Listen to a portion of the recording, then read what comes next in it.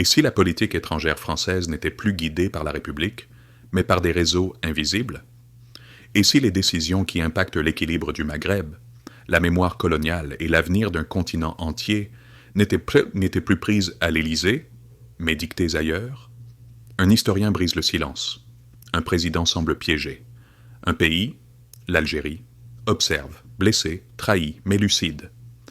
Derrière le rideau de la diplomatie officielle, une mécanique trouble se met en marche. Rapprochement stratégique avec le Maroc. Abandon du principe d'équilibre. Mémoire détournée. Silence pesant sur les recommandations de vérité. Ce que vous allez entendre dépasse les simples désaccords politiques. C'est une cartographie d'influence, une guerre de récits, un glissement de pouvoir. Bienvenue dans l'envers du décor. Et si le pouvoir ne résidait plus là où l'on croit? Et si les décisions qui façonnent les relations entre deux nations chargées d'histoire ne venaient plus des palais officiels, mais des couloirs discrets où les influences s'échangent comme des secrets? Pendant longtemps, l'Élysée semblait encore maître de ses choix. Une ligne diplomatique assumée, des discours calibrés, un jeu d'équilibristes entre Rabat et Alger. Mais quelque chose a changé, subtilement, lentement, comme une nappe de brouillard qui s'installe sans faire de bruit. Aujourd'hui, une question brûle les lèvres des initiés. Emmanuel Macron est-il encore aux commandes de la politique française vis-à-vis de l'Algérie, ou bien les leviers lui échappent-ils, tirés par d'autres mains moins visibles, plus organisées? Les signes sont là, trop nets pour être ignorés. Des gestes politiques sans cohérence apparente, des silences dérangeants, des choix diplomatiques qui trahissent tout une forme d'abandon. L'impression d'un basculement, d'une influence étrangère qui ne dit pas son nom. À Paris, certains observateurs parlent d'une nouvelle ère, celle où les voix les plus audibles ne sont plus celles des ministères, mais celles des réseaux. Réseaux d'affaires, de proximité, de loyauté croisée. Une toile patiemment tissée où les intérêts nationaux cèdent peu à peu le pas à des logiques d'agenda personnel ou communautaire. Et pendant ce temps, une tension sourde monte, une frustration étouffée s'installe à Alger. On observe, on analyse, mais surtout on comprend. Quelque chose entrave le dialogue, quelque chose de plus profond qu'un simple désaccord diplomatique.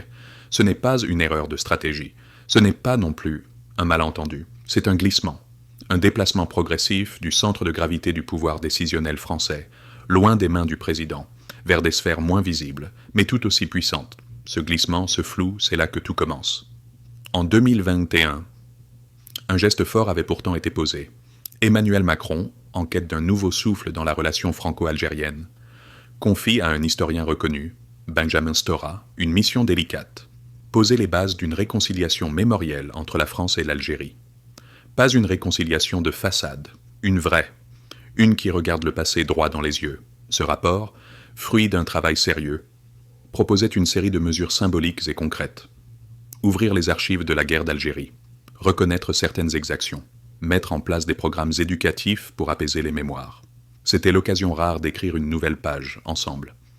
Mais très vite, ce qui aurait pu devenir un tournant historique s'est enrayé. Le rapport a été accueilli avec prudence à Paris. Trop de prudence. Des promesses sans lendemain, des mots sans suite. À Alger, on observe. On attend. Puis on comprend que rien ne viendra. Pas de gestes, pas d'actes forts, pas de reconnaissance à la hauteur.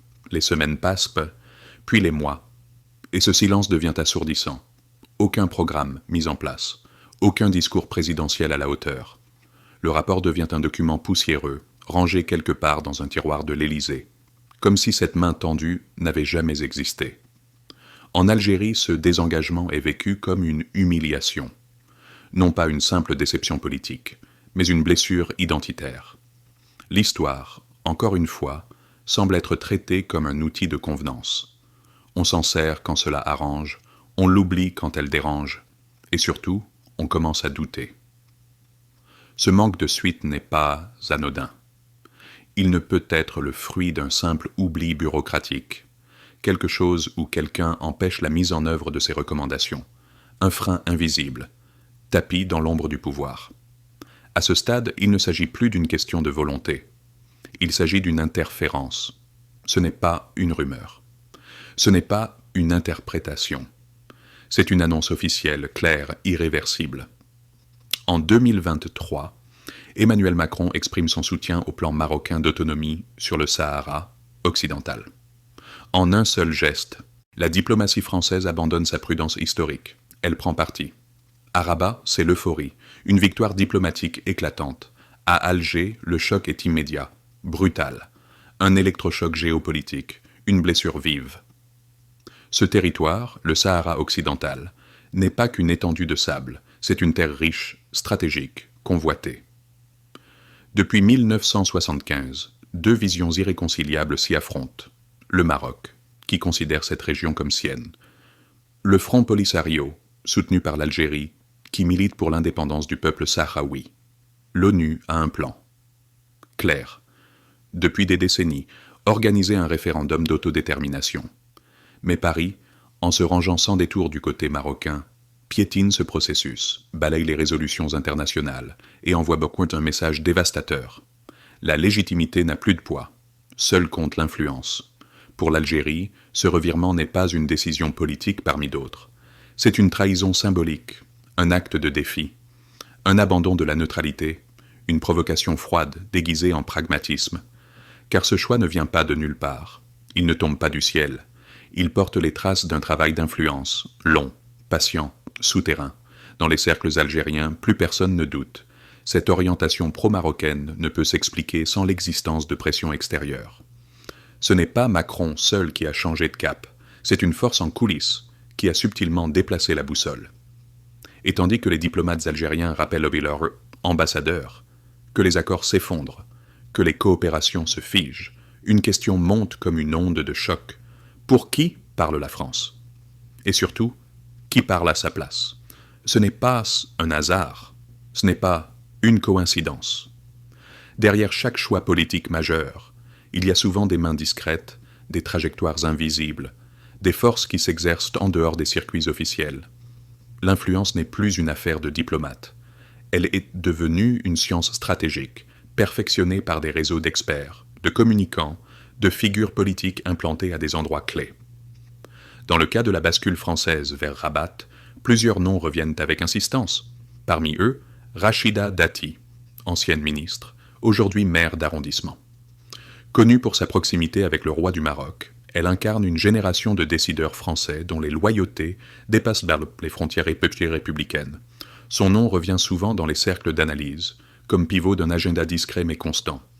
Mais elle n'est pas seule. Un autre nom émerge, Mohamed Otigui.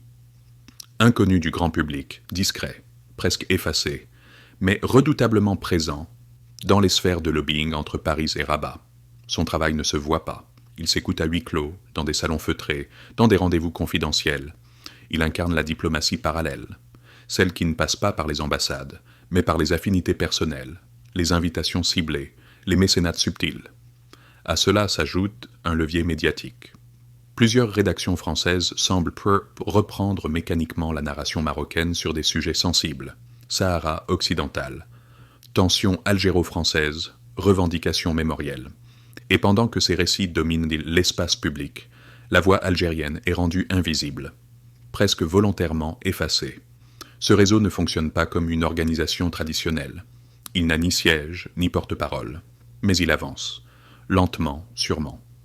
Il oriente les récits, pèse sur les décisions et surtout, déplace les centres de gravité. Ce que Benjamin Stora révèle n'est donc pas une hypothèse, c'est la cartographie d'une influence construite, structurée, assumée. Une mécanique bien huilée, qui transforme les rapports de force sans bruit, mais pas sans conséquences. Il y a des guerres que l'on ne voit pas de missiles, pas de discours tonitruants, seulement des mots, des silences, des oublis savamment orchestrés. Et au cœur de ce champ de bataille discret, un territoire fragile, la mémoire. La mémoire, en théorie, est un pont entre les peuples. Mais entre la France et l'Algérie, elle est devenue une ligne de fracture, un outil que certains manipulent avec précision. Ce qui devait être un travail de vérité s'est transformé en instrument de domination symbolique. Benjamin Stora parle d'un détournement. Un glissement progressif où les questions mémorielles, reconnaissance, justice, dignité sont réduites à une rhétorique de repentance vide, désarmée, neutralisée. On ne veut plus soigner les blessures, on veut les faire paraître exagérées. Le souvenir des massacres coloniaux, rejeter dans les marges les revendications historiques, qualifier d'obsession le passé, reléguer au rang de prétexte, trop encombrant pour les agendas diplomatiques contemporains. Mais cette stratégie n'est pas neutre. Elle affaiblit délibérément la voix algérienne. Elle délégitime tout discours qui s'inscrit dans l'histoire. Elle impose un récit dominant où le Maroc est présenté comme allié stable et l'Algérie comme excessive, émotionnelle, instable. Et pendant que les projecteurs se détournent, les archives dorment, les vérités attendent. Les gestes de réconciliation sont ajournés et le silence devient une arme, tout aussi tranchante que la parole. Stora met en lumière une entreprise structurée, effacer les fondations d'un récit pour mieux imposer un autre. Il ne s'agit plus seulement de diplomatie ou d'intérêt géostratégique, il s'agit de réécrire le passé pour gouverner le présent. Et cette mémoire, si elle est confisquée, trahie ou déformée, ne meurt jamais. Elle s'enfouit, elle résiste, et parfois elle ressurgit dans un éclat de colère, de rupture ou d'indignation que rien ne peut alors contenir.